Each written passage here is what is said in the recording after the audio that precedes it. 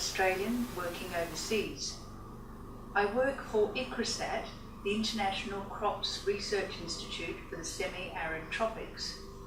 I'm based at the headquarters in Hyderabad in India. But actually I started my career as a research economist for ABARE in Canberra, and then moved into market research work for Queensland Department of Primary Industries.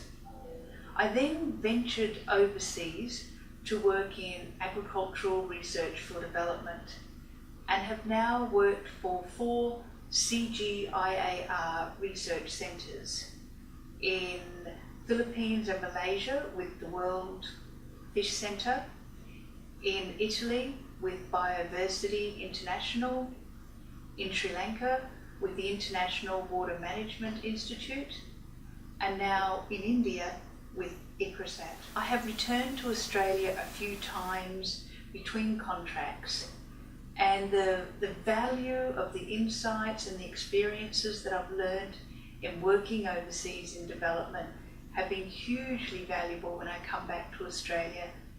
Insights and understanding that really can only be achieved by working on the ground overseas, and I found these really valuable back in Australia. So that understanding and the exposure overseas has been fantastic.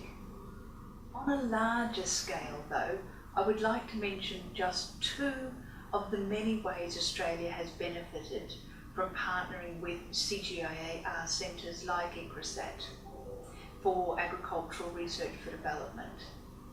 First is the ability to tap into new networks, and secondly is the rich source of complementary knowledge that allows Australia to have access to.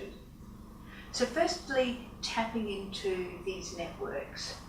A key benefit of working with CGIAR centres is the many offices we have in many countries around the world.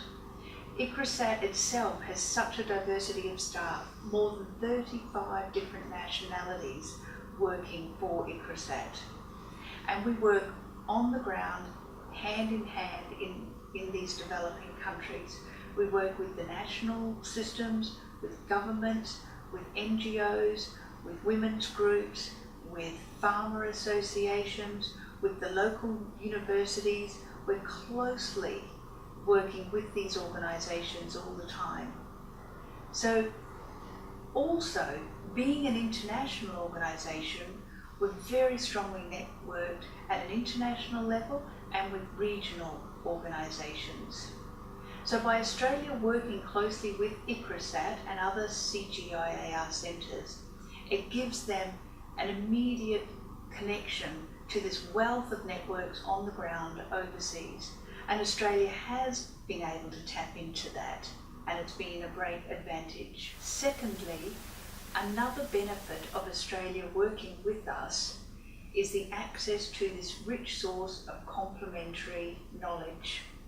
Now, ICRISAT undertakes high-level world-class science from genomics to phenotyping to genetic engineering, all contributing to superior crop breeding.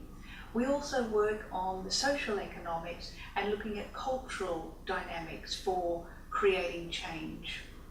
So Australia can and does tap into this through working in partnership with ICRISAT.